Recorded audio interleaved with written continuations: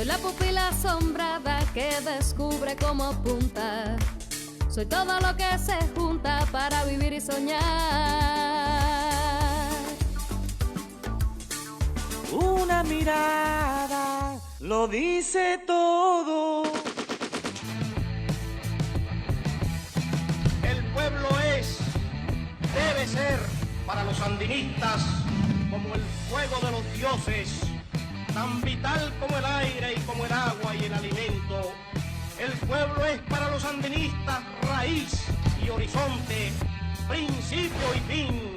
Si el sandinista está a la vanguardia en todo, debe estar sobre todo en el pueblo.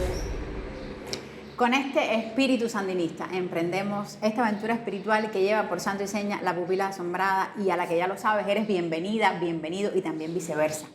Pero también hoy arrancamos desde el principio Descifrando Encrucijadas con Fabián Escalante. Bienvenido, Fabián. Muchas gracias. Bueno, y bienvenidos nosotros porque estamos en su casa. Hoy hemos asaltado la casa porque estos son tiempos de estar en casa con la distancia respectiva. La primera encrucijada, Fabián, tiene que ver con este video que veíamos. Yo quiero que usted, que estuvo cerca, que lo conoció, nos presente muy brevemente, para arrancar montados en esa pasión, a este hombre que decía esas cosas del sandinismo, del pueblo, de los líderes sandinistas. Mira, Tomás Borges fue uno de los fundadores del Frente Sandinista. Estuvo al lado de Carlos Fonseca Amador, que fue su máximo dirigente. Tomás fue guerrillero, Tomás fue luchador clandestino, Tomás fue poeta, Tomás escritor, Tomás político. Orador, una oratoria impresionante. Tomás de una oratoria extraordinaria. Tomás, un hombre de pueblo. Tomás, el revolucionario que estuvo 9 meses preso, encapuchado y amarrado. Y no le pudieron arrancar una sola palabra. No se puso de rodillas nunca, lo dice en uno de sus poemas. Y además con la columna vertebral iniesta y los nudillos machacados de dar golpes y de defenderse. Un hombre además leal a Daniel Ortega y a lo que representa Daniel, claro, al frente del país del sandinismo. Claro. Es decir, Tomás es el hombre que va a estar junto a Daniel. Es decir, te recuerdo que en 1990, cuando los sandinistas pierden las elecciones, la dirección aquella del frente de los 9 comandantes se desgaja y solo quedan al lado de Daniel Tomás Borges y Bayardo Arce. El resto de los 9 comandantes marcan otra ruta, junto con Sergio Ramírez, por cierto. Nosotros con ese espíritu, no empezamos con Tomás y evocando también su figura y Daniel, no por gusto, sino porque con ese mismo espíritu vamos a estar transversalizando este programa y el que viene. Vamos a hacer un único programa, lo que en 2 partes, porque el tiempo también marca esa pauta. Nosotros empezamos ya descifrando encrucijadas sobre Nicaragua, la Nicaragua de hoy, la Nicaragua de hace unos añitos y la Nicaragua de un poco más atrás. Entonces vamos a ver ahora una presentación de un material sobre el que vamos a estar conversando a lo largo de los 2 programas y regresamos aquí a casa de Omar, que también nos tiene preparadas sus aproximaciones al tema. Gracias, Fabián. Estoy con ustedes, no me ha ido todavía. Y nosotros con ustedes. En 1 hora y 14 minutos, Nicaragua y el mundo entero verán una recopilación de los amargos 100 días del 2018, donde grupos antigobierno orquestaron secuestros, asesinatos, destrucción y tortura, como parte de un fallido golpe de Estado. Que son esos 100 días de muerte, esos 100 días de odio, esos 100 días de falsedades. Que golpeó la economía, que golpeó las relaciones sociales, espirituales y comunitarias del pueblo de Nicaragua. Un golpe de Estado que estaba lleno de terror, de miedo, de desestabilización. La sala mayor de la Cinemateca Nacional se hizo pequeña para la cantidad de personas que asistieron al estreno del documental Nicaragua, Guerra contra el Pueblo, realizado por el periodista y cineasta Marcio Vargas. Creo que lo más difícil fue hacer una cronología pues en tan corto tiempo de tantos acontecimientos. tantos acontecimientos históricos, todos, ¿no? ¡Vienen disparando! ¡Nos van a ir a quemar a todos los sandinistas a sus casas! ¿Quién le paga? Dale más, que se vamos a morir hoy, que así sea. ¿Se está quemando radio ya? ¡Calmate! ¡Calmate! Esta es psicología, calmate.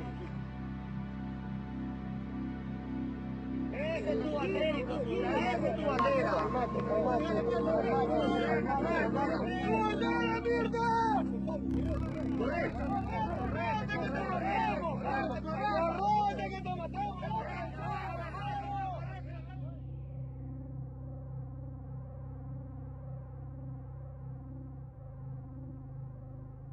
Nicaragua, la guerra contra el pueblo, crónica de un intento de golpe de Estado. Conversamos ya con Omar. Omar, bienvenido, la mesa está servida. Sí, hoy nos vamos a acompañar del documental nicaragüense de Marcio Vargas, quien estudió en nuestra Escuela Internacional de Cine de San Antonio de los Baños, el documental Nicaragua, Guerra contra el Pueblo, que él realizó en el 2019, apenas unos meses después de aquella embestida de 2018 de las fuerzas de la subversión externa e interna contra la Nicaragua sandinista.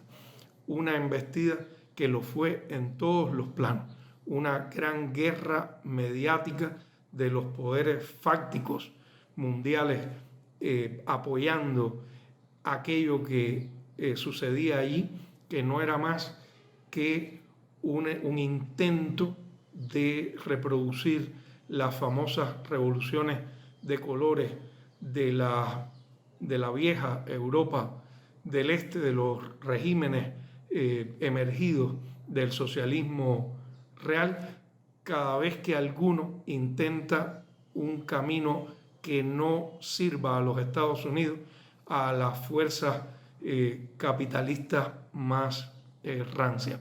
Cada vez que nos desviamos hacia un sendero propio, soberano, pues vamos a enfrentar a estos poderes.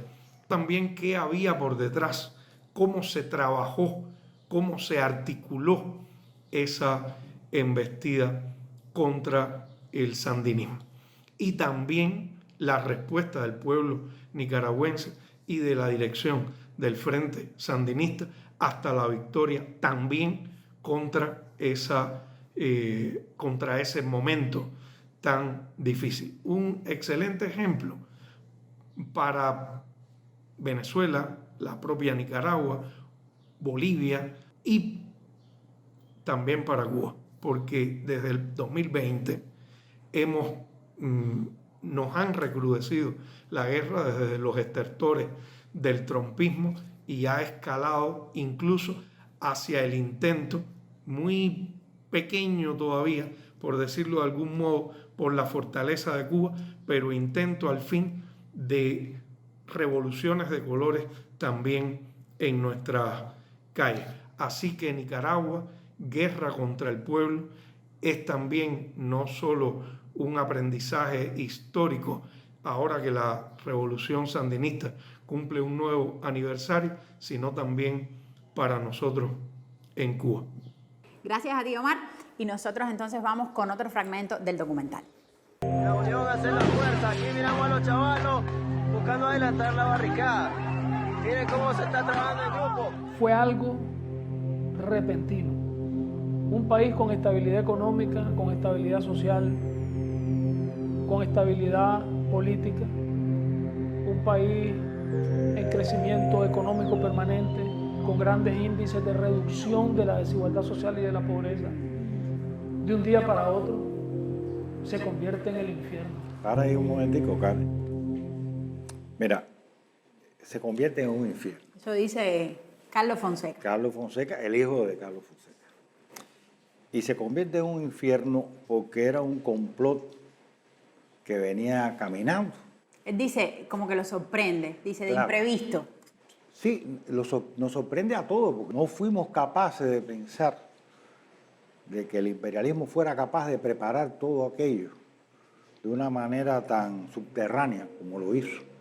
apoyado en sus instrumentos naturales, la CIA, la USAID, la ANET y un grupo de organizaciones no gubernamentales, que comenzaron a preparar cuadros, a crear condiciones. No tanto a crear condiciones, porque ya nos dice que no habían condiciones. Es un país que tiene una estabilidad. A preparar personas, a preparar cuadros para esperar un suceso, un pretexto, que se pudiera explotar mediáticamente. Y eso es lo que sucede. Por eso es la sorpresa. ¿Por qué? Porque se producen 2 o 3 hechos seguidos. Se produce un incendio en una reserva forestal, Indio Maíz, que rápidamente es mediatizado y se afirma que el gobierno no lo atiende, un incendio como el que se produjo ahora en Guantánamo. Es decir, es como un aprovechamiento de causas que tienen un corte, un perfil noble, claro, para montarse sobre eso y generar el caos, el contento. El otro hecho es inaudito, es el canal, el gran canal que se está trabajando, pactando con una serie de grandes empresarios, incluido la República Popular China. Y hicieron un trabajo de zapa con todos los campesinos por donde debe pasar el canal para que exigieran $1 millón por cada hectárea. Entonces, es una cosa, saboteando eso. Y el otro pretexto fue una manipulación de una ley del Seguro Social donde se iba a beneficiar a los jubilados, porque usted se jubile lo que recibe la jubilación en esos países, pero no las gratuidades de la salud pública y la enseñanza gratuita. Y precisamente esta nueva ley lo que le brindaba este nuevo servicio a los pensionistas, a los jubilados, a costa de los grandes empresarios. Los grandes empresarios dicen, para nosotros esto es inadmisible y hay que manipular a estos viejos jubilados para engañarlos y protesten por esta ley para nosotros poderlas utilizar. Eso es lo que sucedió. Y entonces ahí se desata el infierno. Vamos a ver el infierno del que nos hablaba Carlos Fonseca, y entonces seguimos nosotros analizando este intento de golpe de Estado del año 2018. Por favor.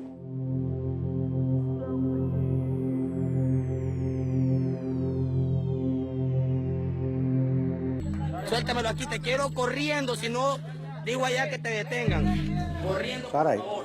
Mira, este es un muchacho, este es un policía que lo han desnudado y lo han pintado azul y blanco, que es la bandera nicaragüense, y lo tienen en una barricada. Un vejamen total. Desnudo totalmente, y lo mandan a correr como aparece. Como de hecho pasa. Corriendito, va. Corriendo, si no corre ya sabes que no te me vas de aquí.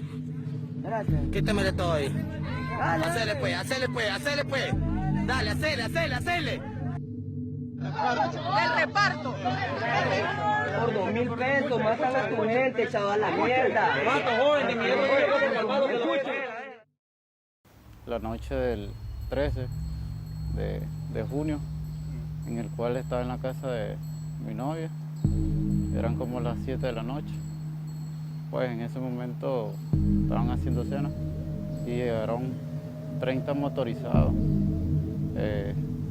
Invadieron la casa, entraron a la fuerza y todos armados con pistolas. Me dijeron que me tirara al piso, boca para abajo, que me iban a matar. Me pegaron todos con patadas y golpes y decidieron llevarme junto con ellos. Me montaron en el asiento de atrás, en el cual iban tres hombres que me iban apuntando con pistolas y armas, y las motos iban siguiendo la camioneta. Y todos me iban diciendo, hoy te matamos, hoy te violamos, hoy te quemamos. Ellos me pasaron por todas las barricadas. Iban diciendo de que este es el aquí muchacho. íbamos al sapo de Lionel. Este es Lionel antes de todo. De todo lo que va a contar. Al que vendió a los estudiantes, el que estaba en el diálogo. Y todos los que estaban en la barricada, hombres y mujeres, me decían, quemémoslo, matémoslo. Pero en el transcurso de que ellos ya decidieron llevarme a un lugar para matarme, primero me pegaron un disparo que fue aquí, en el lado derecho de mi rostro, impactando y haciéndome daño en las dos mandíbulas, me destruyeron las dos mandíbulas. Cuando yo reacciono, ellos dijeron, está vivo, está vivo. Cuando yo me pongo de pie, todos ellos empezaron a rafaguearme con las armas que andaban. Y yo lo único que hice fue correr, me tiré al cauce. Cuando ellos se fueron, yo me hice el muerto. Yo en ese momento fue cuando reaccioné nuevamente. Cuando yo me siento, yo siento los dos disparos. Era que me faltaba la respiración. Mirando eso, uno se pregunta, ¿por qué en un país, como describía ahorita Carlos Fonseca, un país que ha tenido resultados, un país que cuando llega de nuevo al poder el sandinismo, ¿qué se encuentra? ¿Qué se encuentra? Vamos a ir un poquito al año 2007. ¿Qué encuentra el sandinismo cuando llega a ese país para entender qué había pasado entonces en todos esos años de gobierno del Frente? Incluso yo diría antes, es decir, para entender el odio de Estados Unidos y de la oligarquía nicaragüense por los sandinistas, hay que recordarse cómo los norteamericanos, confabulados con Anastasio Somoza, asesinaron al general Augusto César Sandino en el año 34. Cuando lo asesinaron a él y a varios de sus generales, lo enterraron en un lugar aún desconocido. Pensaron que habían acabado con sus ideas. Sin embargo, eso no fue así. Y en los años 60, al calor de la Revolución Cubana, va a surgir el movimiento sandinista y va a comenzar a luchar de manera denodada, prácticamente hasta 1979. Es decir, miles de nicaragüenses, cientos de militantes del Frente Sandinista van a ser asesinados o van a caer en combates desigual contra la Guardia Nacional Somocista. Y ellos pensaban que habían liquidado a los sandinistas. Sin embargo, los sandinistas ya en 1978 empiezan a salir de la clandestinidad y empiezan a hacer acciones y empiezan a tomar ciudades y empieza a activarse el movimiento guerrillero. Y en 1979 ya el movimiento sandinista empieza a atacar desde el sur por Costa Rica y desde el norte por las montañas. Es decir, empieza a tratar de acorralar a las fuerzas somocistas. Y finalmente los vencen. En julio del 79. El 19 de julio Por del eso 79. también este programa celebra y le canta a esa victoria. Al 42 aniversario. Al 42 aniversario de esa revolución triunfante. Y la Revolución Popular Sandinista, que llega al poder, se plantea un programa que es un programa que no es socialista, que es un programa nacionalista, que es un programa en beneficio de la población. Buscando justicia social. Incluso lo primero que hace la Revolución Popular Sandinista es crear un Consejo de Estado donde van a estar los representantes de toda esta oligarquía, principalmente los chamorros, porque en Nicaragua los oligarcas son muy conocidos por los apellidos, llámese Chamorro, llámese Carrión, llámese Cruz. Esos son los nombres principales de los grandes oligarcas de ese país. Y hacen un Consejo de Estado precisamente para unir al país. Sin embargo, Estados Unidos decidió que eso no era aceptable. Y lo sacó, rompió el Consejo de Estado. Va a ser una guerra. Y va a desatar una guerra que va a durar prácticamente 9 años y que tuvo un costo de 50.000 vidas humanas. Vienen las elecciones de 1990, pierden los sandinistas, figúrate, amenazados. Estados Unidos había acabado de invadir Panamá y había secuestrado a Noriega. Y el pueblo nicaragüense estaba aterrorizado con que la guerra siguiera. Incluso hay anécdotas de que habían personas, mujeres sobre todo, que habían perdido a sus hijos, que iban a votar contra el Frente llorando.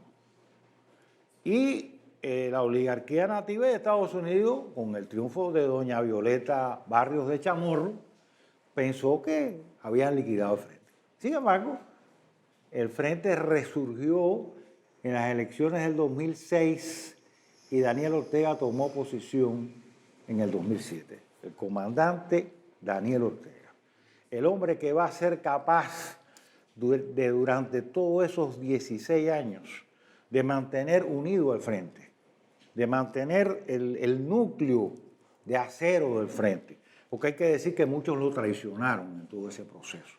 Solamente quedaron de aquellos 9 comandantes, 2, Tomás Borges y Bayardo Arce. Lo decía usted al principio del programa. Exactamente. Vamos a hacer un alto en esa parte de la historia, Fabián. Volvemos con otro fragmento de este documental que nos sitúa en lo que ocurriera en el año 2018, una intentona de golpe de Estado que tiene en toda esta historia también su explicación más honda y más profunda. Y nosotros seguimos en un ratico descifrando encrucijadas. Así fue con este intento de golpe de Estado, que tenía un fuerte componente clasista, porque los negocios que se quemaron fueron fundamentalmente de nicaragüenses humildes, trabajadores, esforzados, luchadores, pequeños negocios, pequeños emprendimientos, lo vimos en distintos municipios del país. No quemaron supermercados, no quemaron los grandes centros comerciales, los negocios de lujo, eso no los tocaron, están intactas.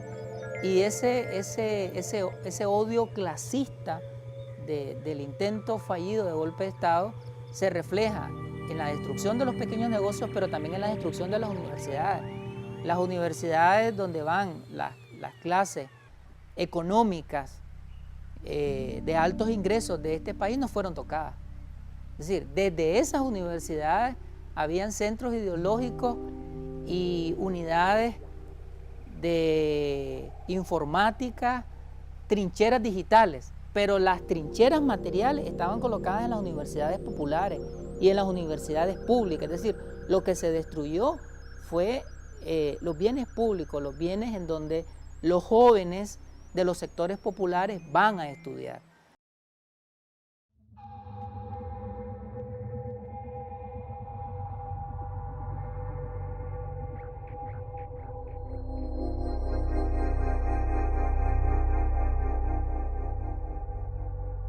Nosotros estuvimos resguardando la universidad durante varias semanas con el objetivo posterior de poder reiniciar las actividades. Estas actividades se planifican aperturar la universidad el 7 de mayo.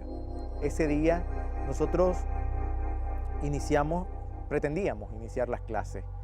Sin embargo, un grupo de estudiantes ya manipulados con toda la información en las redes sociales y noticias falsas empezaron a protestar dentro de la universidad, pidiendo la destitución de todas las autoridades universitarias y de los presidentes de la Unión Nacional de Estudiantes de Nicaragua. Es importante mencionar que en ningún momento se les negó el derecho a protestar.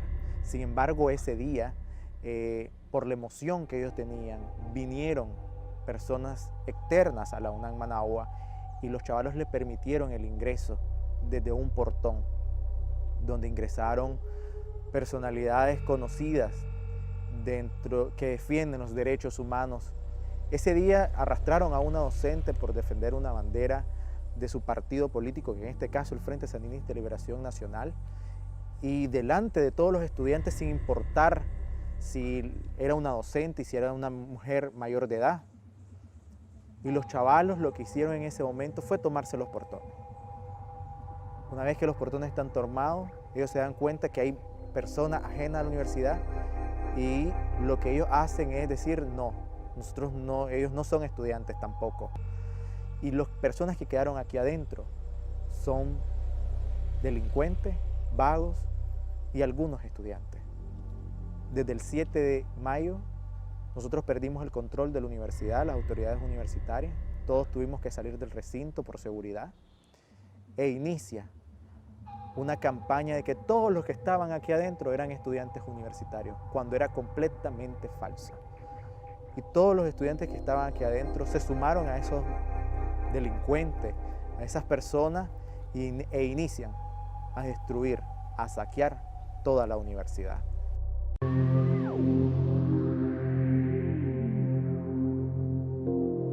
Si vamos a escoger un punto para la gestación, ¿no?, de este golpe blando, debería ser el mismo momento en el que el comandante Daniel Ortega vuelve a asumir el gobierno de este país en enero de 2007.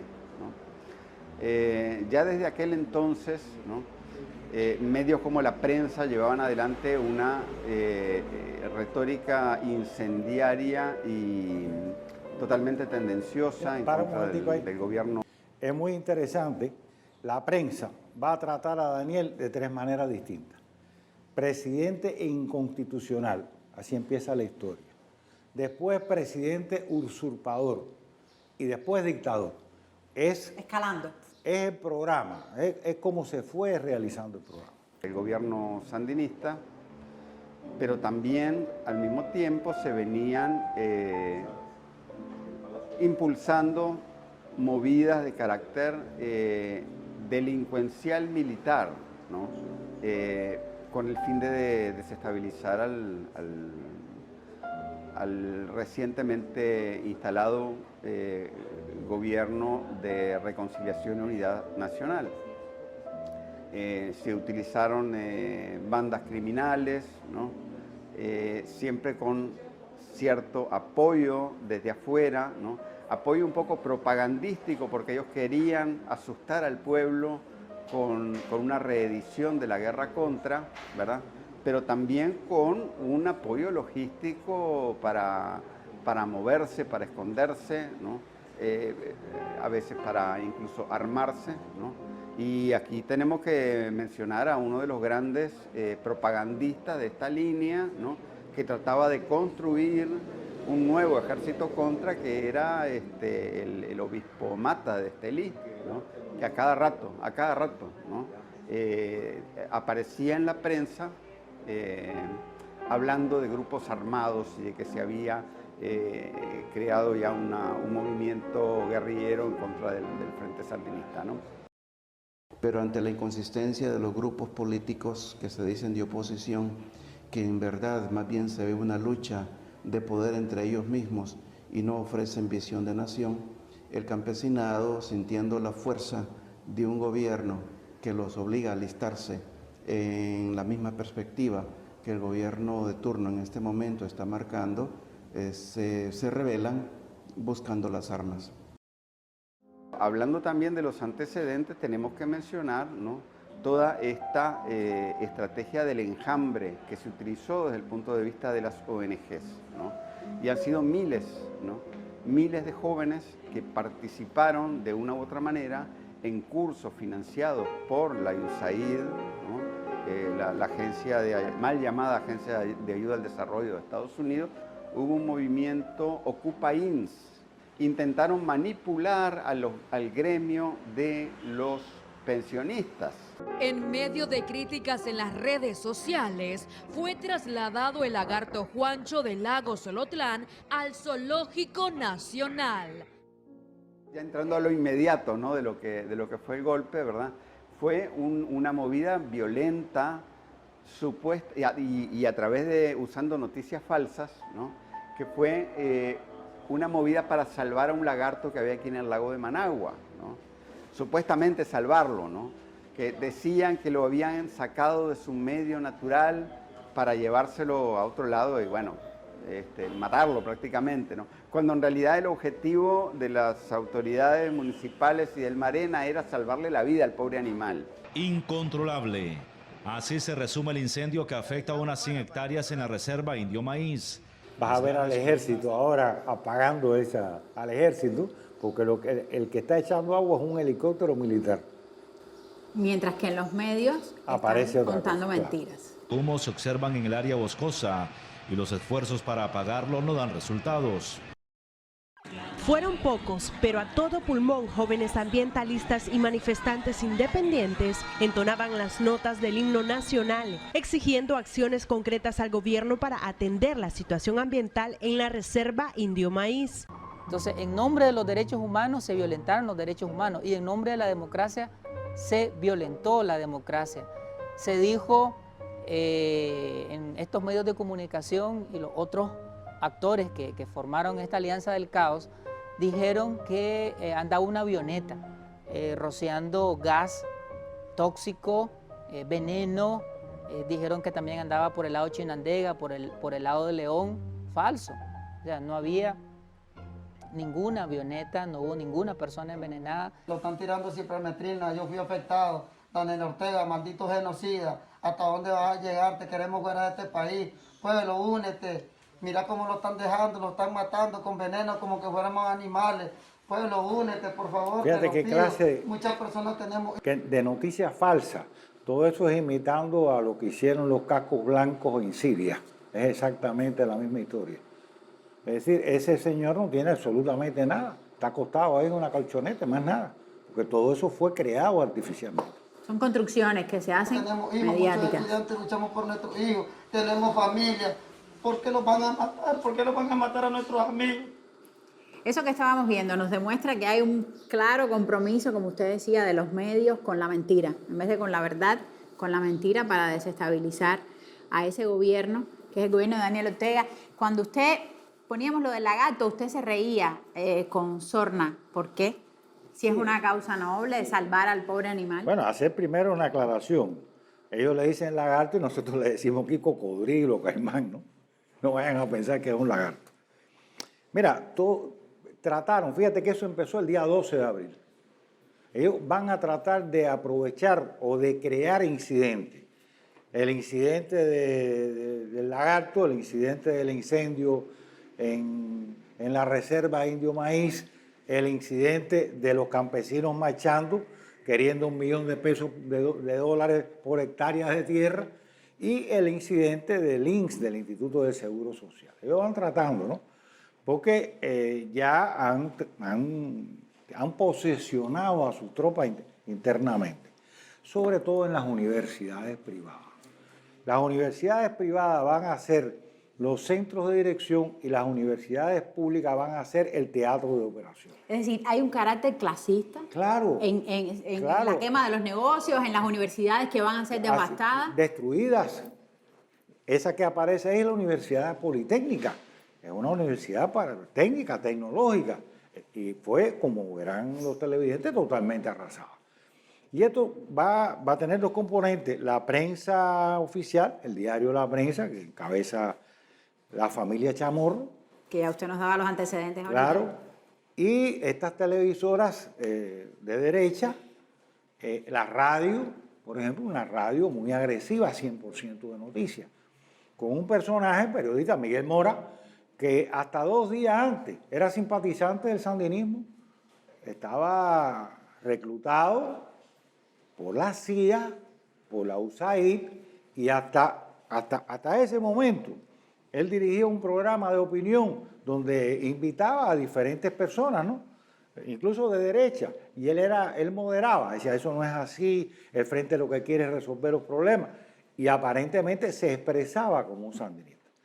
Y ese mismo día 18, él y todo su personal fue el que agitó a las personas, al pueblo, a cometer desmanes.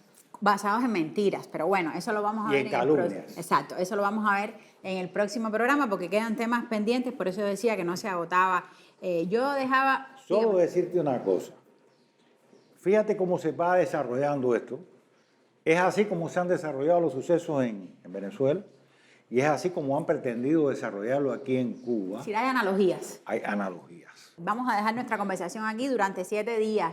Vamos a dejarlo en pausa, como si estuviéramos hablando de tecnología. Lo dejamos en pausa y la semana que viene seguimos hablando de esto mismo, que es hablar de Nicaragua, que es hablar de América Latina, pero que es hablar de Cuba también. Es hablar de Venezuela, es hablar de los procesos emancipadores, de los procesos que se desmarcan del guión que nos tienen preestablecidos a los pueblos de nuestra América. Gracias, Fabián, por esta conversación, por sus luces, y nosotros nos vemos la semana que viene y nos vamos con otro fragmento de este documental, de esta historia, y después con Silvio Rodríguez, que nos dice, me acosa el cara pálida. Hasta la semana que viene. Gracias, Fabián. Gracias.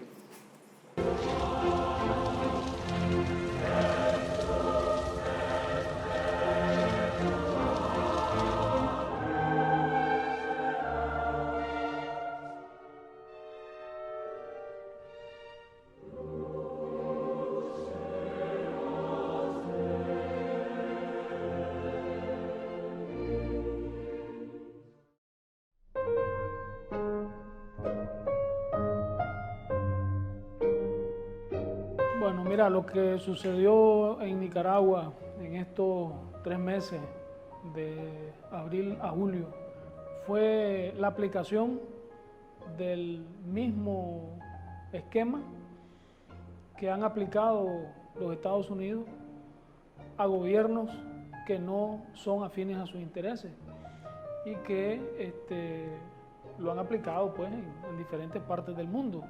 La realidad más cercana a nosotros en ese sentido es la de Venezuela, en cuanto a la aplicación de este formato de golpe de Estado. Lo simultáneo y lo sincronizado, o sea, de un momento a otro y al mismo tiempo en diferentes ciudades del país, lo mismo. Es imposible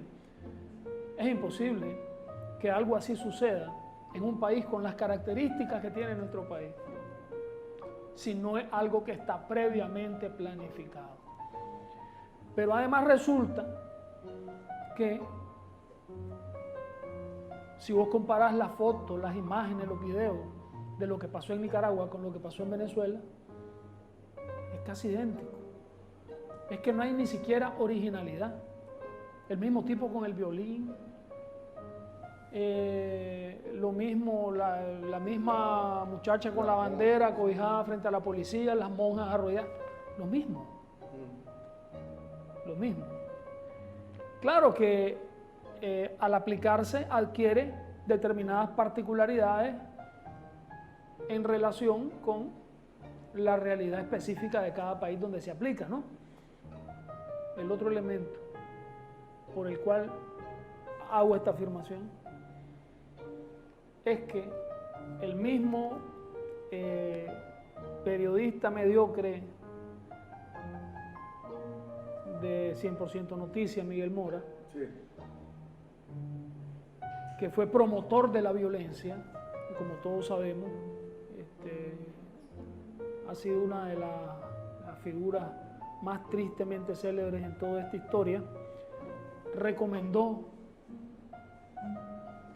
a la gente que estuviera en contra del frente del gobierno que leyeran el manual de Jean Charles, que es precisamente el ideólogo que diseñó el formato de derrocamiento de gobiernos no afines a los intereses del imperialismo norteamericano. Lo recomendó públicamente. O sea, es confesión de parte, relevo de prueba, dicen los abogados. Además de eso, Félix Maradiaga, que tiene un poquito más de cerebro que Miguel Mora, y no iba a hacer semejante estupidez, sí se había embarcado porque en enero, sin sospechar que tan pronto iban a lograr aplicar el plan de desestabilización, muere Jean Charles y él publica en Twitter su pesar por la muerte de su maestro que le cambió la vida. ¿Me entendés? O sea, más claro imposible.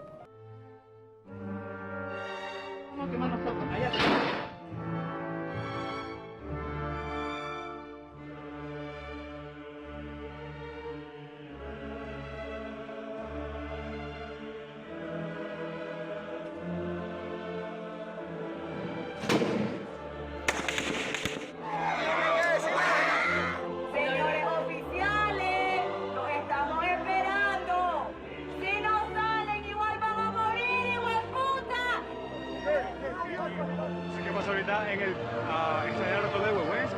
Nosotros feo, el brother, hijo puta.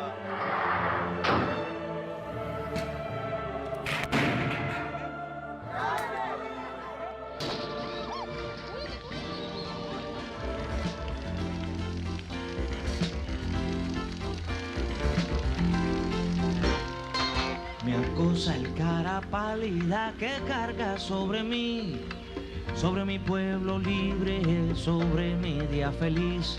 Me acosa con la espuela, el sable y el arnés, caballería asesina de antes y después. Me acosa el cara pálida norteño por el sur, el este y el oeste por cada latitud. Me acosa el cara pálida que ha dividido al sol en hora de metralla y hora de dolor. La tierra me quiere arrebatar, el agua me quiere arrebatar, el aire me quiere arrebatar, y solo fuego voy a dar. Yo soy mi tierra, mi agua, mi aire, mi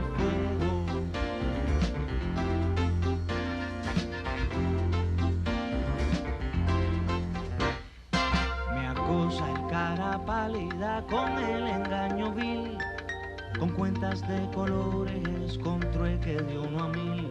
Me acosa con su elixir de la prostitución, me acosa con la gloria perdida de su Dios. Me acosa el cara pálida con su forma de ver, su estética, su ángulo, su estilo, su saber. Me acosa el cara pálida con sintetización y quiere ungirme el alma con tuercas de robot. La tierra me quiere arrebatar, el agua me quiere arrebatar, el aire me quiere arrebatar, y solo fuego, y solo fuego voy a dar. Yo soy mi tierra, mi agua, mi aire, mi fuego.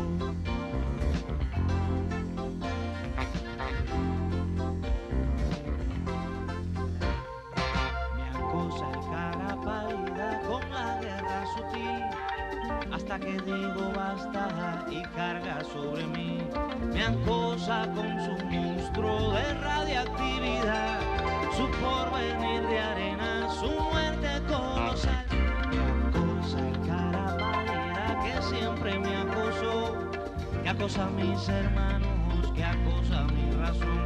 Me acosa el cara pálida que vive de acosar, hasta que todos juntos le demos su lugar. La tierra me quiere arrebatar, el agua me quiere arrebatar,